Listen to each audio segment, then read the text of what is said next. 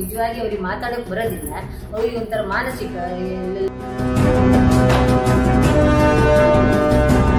ಆದ್ರೆ ಅವ್ರು ಹೇಳ್ಕೊಟ್ಟಿದ್ರಿಂದ ಈ ತರ ಮಾತಾಡ್ತಿದ್ದಾರೆ.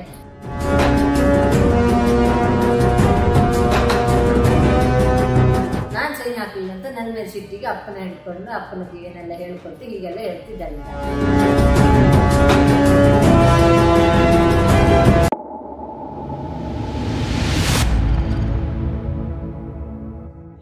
ಏನೇನೆಲ್ಲ ಟಿವಿಯಲ್ಲೆಲ್ಲ ಹೇಳ್ತಿದ್ರ ಅದು ಎಂತಕ್ಕೆ ಹಂಗೆ ಹೇಳಿದ್ರೆ ಏನಂತ ನಂಗೆ ಗೊತ್ತಿಲ್ಲ. ಆದ್ರೆ ಅವ್ಳ ಮಗಳು ಹೇಳ್ಕೊಟ್ಟಿದ್ರಿಂದ ಅವಳು ಹಂಗೆ ಹೇಳಿದ್ರು. ಅವಳ ಮಗಳು ಹಿಂದ್ಗಡೆನೆ ಇದ್ದಾಳೆ.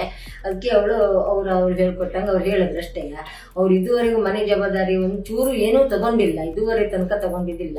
ಎಲ್ಲೋ ಕೆಲಸ ಮಾಡ್ತೇನೆ ಅಂತ ಹೋಗೋದು, ಏನೋ ದುಡ್ದಿದ್ರು ತೆಗೆದು ತಗೊಂಡೋಗಿ ಅವ್ಳ ಮಗಳ ಮನೆಗೆ ಕೊಡೋದವ್ರ ಆಸ್ತಿಗೋಸ್ಕರ ಮಗಳು ಈ ತರ ಎಲ್ಲ ಅಪ್ಪನ ತೆಗೆದು ಅಪ್ಪನಿಗೆ ಈ ರೀತಿಯಲ್ಲಿ ಹೇಳ್ಕೊಟ್ಕೊಂಡು ಕೊಟ್ಟರು.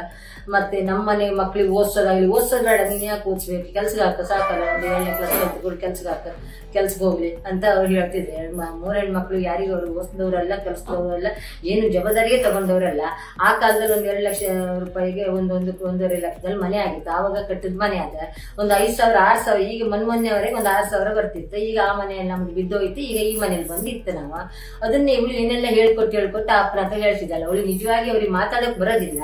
ಅವ್ರಿಗೆ ಒಂಥರ ಮಾನಸಿಕ ಎಲ್ಲಿ ಹೋದ್ರು ಎಲ್ಲಿ ಬರ್ಬೇಕು, ರಾತ್ರಿ ಎತ್ಕೊಂಡು ಸೀದಾ ಹೋಗೋದು, ರಾತ್ರಿಗೆ ಮನೆ ಬಿಟ್ಟು ಹೋಗೋದು, ನಿದ್ರೆ ಕಣ್ಣಲ್ಲಿ ಮಲ್ ತರ ಮಾತಾಡೋದು, ಏನೆಲ್ಲ ಮಾತಾಡ್ತಾರೆ.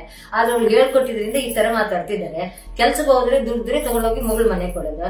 ಇವಳು ಗಂಡ ದುಡ್ದು ನಾನು ಚೂರ್ಪರೇನ ಬಾಡಿಗೆ ಬಂದಿದ್ದೆಲ್ಲ ಇದೆಲ್ಲ ಹಣ ಸೊಸೈಟಿಲಿ ಇಟ್ಟಿದ್ದೆ. ಅವಾಗ ಸೊಸೈಟಿಲಿ ಇದ್ದಂತ ನಂಬಿಕೆ ಮೇಲೆ ಅವನ ಸೊಸೈಟಿಲಿ ಇಟ್ಟಿದ್ದಿದೆ. ಅದನ್ನು ತೆಗೆದು ತಗೊಂಡೋಗಿ ಅವಳು ಮಗಳಿಗೆ ಅವಳ ಹೆಂಡತಿಗೆ ತಗೊಂಡೋಗಿ ಕೊಟ್ಟ. ನನ್ ಗಂಡ ದುಡ್ದ್ರು ತಗೊಂಡೋಗಿ ಅವರಿಗೆ ಕೊಡ್ತಾರೆ. ಮತ್ತೆ ಈಗ ಅದು ಸಾಲದೆ ನಮ್ಗೆ ಮನೆ ಕಟ್ಟಿ ಸಾಲ ನಮ್ಗೆ ಜಾಗ ಬೇಕು, ಮನೆ ಬೇಕಂತೆಲ್ಲ ಹೇಳಿದ್ಲ. ಕಡೆಗೆ ದೊಡ್ಡ ಮಗು ಗಾಯತ್ರಿ ಅಂತ ದೊಡ್ಡವಳು ಚೈತ್ರನಕ್ಕ, ಅವಳು ನಂಗೆ ಸಾಲ ಉಂಟು ನಂಗೆ ಸಾಲ ಇಲ್ಲ ಅಂತ ಅದು ಈಗಳು ಚೈತನ್ಯ ಮಾಡಿದ್ದಾರಂತೆ.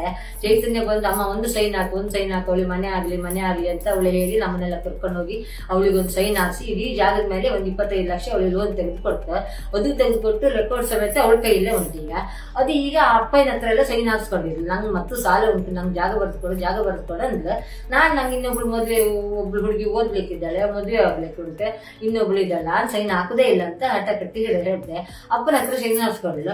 ನಾನ್ ಸೈನ್ ಹಾಕ್ಲಿಲ್ಲ ಅಂತ ನನ್ನ ಮೇಲೆ ಸಿಟ್ಟಿಗೆ ಅಪ್ಪನ ಹಿಡ್ಕೊಂಡು ಅಪ್ಪನ ಏನೆಲ್ಲ ಹೇಳ್ಕೊಟ್ಟು ಹೀಗೆಲ್ಲ ಹೇಳ್ತಿದ್ದಾಳೆ. ಈಗ ಮತ್ತೆಂತದಲ್ಲ, ಅವಳು ಈಗ ದುಡಿಮೆ ಮಾಡ್ತಾಳೆ, ಹೊಲಿತಾಳೆ, ಟ್ಯೂಷನ್ ಕೊಡ್ತಾಳೆ, ಶಾಲೆ ಟೀಚಿಂಗ್ ಮಾಡ್ತಾಳೆ, ಎಲ್ಲ ಮಾಡ್ತಾಳೆ. ಆದ್ರೆ ಅಪ್ಪನಿಗೆಲ್ಲ ಇಟ್ಕೊಂಡು ಅಪ್ಪನಿಗೆ ಹೇಳ್ಕೊಟ್ಟು ಏನೆಲ್ಲ ಹೇಳ್ಕೊಂಡು ಅಮ್ಮ ಸೈನ್ ಹಾಕೋದಿಲ್ಲ, ಅಮ್ಮ ಮೋಸ ಮಾಡಿದ್ಲ, ಅಮ್ಮ ಎಲ್ಲ ಆಗೋದು ಅವಳಿಂದ, ನನ್ನ ಮಗಳಿಂದನೇ ಆಗೋದಿಲ್ಲ. ಮದುವೆಗೆ ಅಪ್ಪನಂತ ತಡೆದದ್ದೇ ಅವಳ, ಅಪ್ಪನನ್ನ ಕರೆದಿದ್ದವಳೆ, ಅಪ್ಪನ ಮದುವೆ ಬರ್ದಿದ್ದಾಗ ತಡೆದಿದ್ದೆ ಅವಳೆ.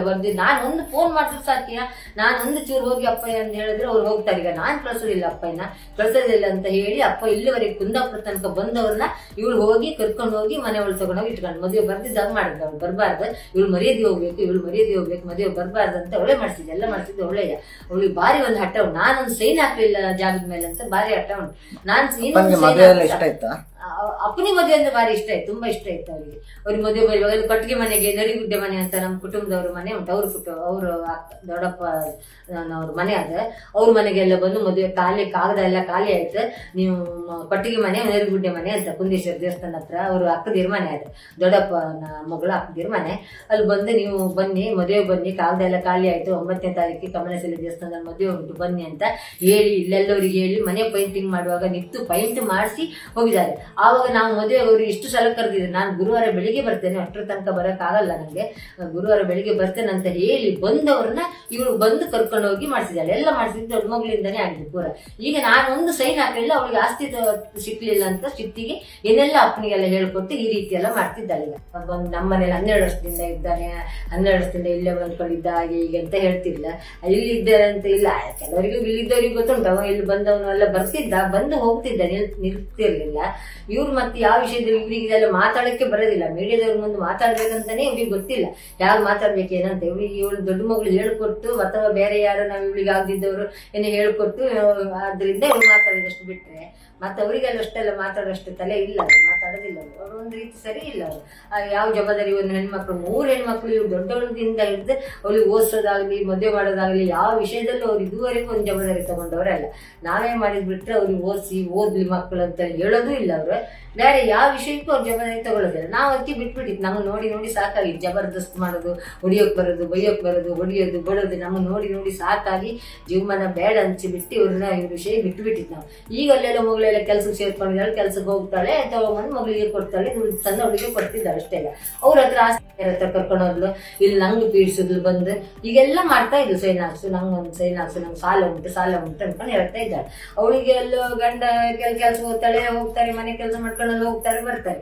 ಆದ್ರೆ ಅವಳಿಗೆ ಎಷ್ಟಿದ್ರು ನಂದು ಒಂದು ಸಾಲ ಉಂಟು, ನಂಗೆ ಸೈನ್ ಹಾಕು. ಅವಳಿಗೆ ಯಾರಿಗೆ ಸಾಲ ಇಲ್ಲಲ್ಲ ನಿಮ್ಗೆಲ್ಲ, ನಂಗೆ ಸೈನ್ ಹಾಕು. ನಂಗೆ ದೊಡ್ಡ ಸಣ್ಣ ಮಗಳಿಗೆ ಓದಿಸ್ಲಿಕ್ಕೆ ಉಂಟು, ಸಣ್ಣ ಮಗಳು ಕಲಿತಿದ್ದಾಳೆ, ಅವಳಿಗೆ ಮದುವೆ ಉಂಟು ಅಂತ ಹೇಳಿದ್ರೆ ಅವಳು ಕೇಳಿದಿಲ್ಲ. ಆ ಸಿಟ್ಟಿಗೆ ಏನೆಲ್ಲ ಅಪ್ಪನಿಗೆಲ್ಲ ಹೇಳ್ಕೊಟ್ಟು ಈ ರೀತಿಯೆಲ್ಲ ಹೇಳ್ತಿದ್ದಾಳೆ ಅಷ್ಟೇ, ಮತ್ತೆಂತದೆಲ್ಲ.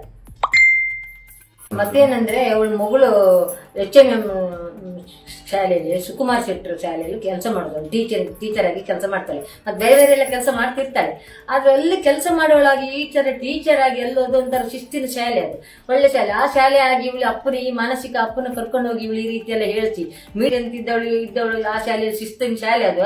ಅವರು ಸುಕುಮಾರ್ ಶೆಟ್ಟರ್ ಒಳ್ಳೆ ಶಿಸ್ತೇನೆ ಅವರು ಅಂತ ಶಾಲೆಯಲ್ಲಿ ಕಲಿಸೋವಳು ಇವಳು. ಈ ರೀತಿ ಹೇಳ್ಬಾರ್ದಿತ್ತು ಮಕ್ಕಳಿಗೆಲ್ಲ ಈ ರೀತಿ. ಈಗ ನಾಳೆ ಮಕ್ಕಳಿಗೆ ಕಲಿಸ್ತಾಳಲ್ಲ, ಈ ಮಕ್ಕಳು ನಾಳೆ ಇದೇ ಕಲಿತಾರೆ, ಹೀಗೆ ಕಲ್ಸದವಳು ಈ ರೀತಿಯಲ್ಲಿ. ಹೀಗೆ ಕಲ್ಸಿದ್ರೆ ಹೇಗೆ ನಾಳೆ ಮನೆಯವರೆಲ್ಲ ಏನಂತ ತಿಳಿಸೋದಿಲ್ಲ. ಇದೇ ರೀತಿ ಮಾಡ್ತಾಳ. ಹಾಗಾದ್ರೆ ಇವ್ರು ಶಾಲೆಯ ಟೀಚರ್ ಆಗಿ ಮಕ್ಕಳಿಗೆ ಕಲ್ಸೋಳಾಗಿ ಈ ರೀತಿ ಅಪ್ಪನ ಮಾನಸಿಕ ಅಪ್ಪನಿಗೆ ಕರ್ಕೊಂಡೋಗಿ ಈ ರೀತಿ ಎಲ್ಲ ಹೇಳ್ತಾಳಂತ ಹೇಳಿದ್ರೆ ಇನ್ನೇನ್ ಮಾಡ್ಬೋದು ಇವಳು. ನನ್ನ ಮೇಲೆ ತುಂಬಾ ದ್ವೇಷ ಅವಳಿಗೆ, ತುಂಬಾ ಹಠ. ಆದ್ರಿಂದ ಅಪ್ಪನಿಗೆ ಈಗ ಹೇಳ್ಕೊಟ್ಟು ಅಪ್ಪನಿಗೆ ದುಡಿದು ಸಂಪಾದನೆ ಮಾಡಿದ್ರೆ ಎಷ್ಟೋ ವರ್ಷ ಆಯ್ತು. ಅವ್ರು ಅಲ್ಲೇನೋ ದುಡಿತಾರಂತೆ, ಅವಳಿಗೇನೋ ಕೊಡ್ತಾರೆ ಮಾಡ್ತಾರೆ, ಬರೋದು ಇಲ್ಲಿ ಬಂದು ಮಲಿಕೊಳ್ಳೋದು.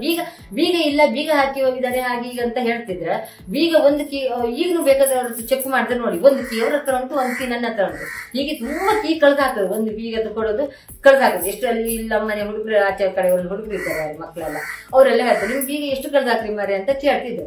ಕಳ್ದಾಕದಂಗ ನಾನು ಬೀಗ ತಗೊಂಡ್ಬಂದು ಕೊಡೋದು, ಒಂದು ಕೀ ಅವ್ರಿಗೆ ಕೊಡೋದು, 2 ಕೀ ನಾನು ಇಟ್ಕೊಡ್ತಿದ್ದೆ. ಅವ್ರು ಮತ್ತೊಂದು ಕೀ ಕಳ್ದೋದಾಗ ಮತ್ತೊಂದು ಕೊಡೋದು. ಈಗಲೂ ಅವ್ರ ಹತ್ರ ಕೀ ಉಂಟು. ಈಗ ಬಂದ್ರು ಅವ್ರು ಬೀಗ ತೆಗೆದು ನಿನ್ನೆ ಅವ್ರು ಸಹ ನಮ್ಮನೆ ಪಕ್ಕದ ಮನೆ ಹುಡುಗಿ ಹೇಳ್ತಿದ್ವಿ. ಅವ್ರು ಬಂದಿದ್ರು, ಮಾವ ಬಂದಿದ್ರು, ಬೀಗ ತೆಗೆದವ್ರು ಬೀಗ ತೆಗಿತಿದ್ರು. ಅವ್ರು ಬಂದಿದ್ದಲ್ಲ ಬೇರೆ ಯಾರು ನಿಮ್ಮಲ್ಲೆಲ್ಲ ಮಲ್ಕೊಂಡಿದ್ರು ಅಂತ ಹೇಳ್ತಾರೆ. ಯಾಕಂದ್ರೆ ನನ್ನ ತಂಗಿ ಗಂಡ ಬಂದಿದ್ರೆ ನಾನು ಇರ್ಲಿಲ್ಲ, ದೇವಸ್ಥಾನಕ್ಕೆ ಹೋಗಿದ್ದೆ. ಅವ್ರು ಹೇಳಿದ್ರು ಅವ್ರು ಬಂದು ರೂಮ್ ಬೀಗ ತೆಗೆದು ಒಳಗೆ ಹೋಗ್ತಾರಲ್ಲ, ಅವ್ರ ಹತ್ರ ಕೀ ಉಂಟಲ್ಲ ಅಂತ ಅವ್ರು ಸಹ ನಿನ್ನೆ ಹೇಳಿದ್ರು. ಕೊಟ್ಟಾಗೆ ಹೇಳಿದ್ದಾರೆ ಅಷ್ಟೇ. ನಮ್ಮ ಮತ್ತಿದ್ರು ಟೀಚರ್ ಆಗಿ ಕಲ್ಸೋ ಶಾಲೆ ಸುಕುಮಾರ್ ಶೆಟ್ಟರ್ ಶಾಲೆ ಕಲ್ಸೋಳಾಗಿ ಈ ರೀತಿ ಕಲ್ಸೋಳು. ಇದೇ ರೀತಿ ಮಕ್ಳಿಗೆ ಪಾಠ ಮಾಡಿದ್ರೆ ನಾಳೆಗೆ ಮಕ್ಕಳ ಮುಂದಿನ ಭವಿಷ್ಯ ಹೆಂಗೆ ಯಾವ ರೀತಿ ಕಲಿಸ್ತಾಳೋಳು ಅಂತ ಅದೇ ನಂಗೆ ಆಶ್ಚರ್ಯ ಆಗಿದೆ, ಮತ್ತೆಂತದಲ್ಲ.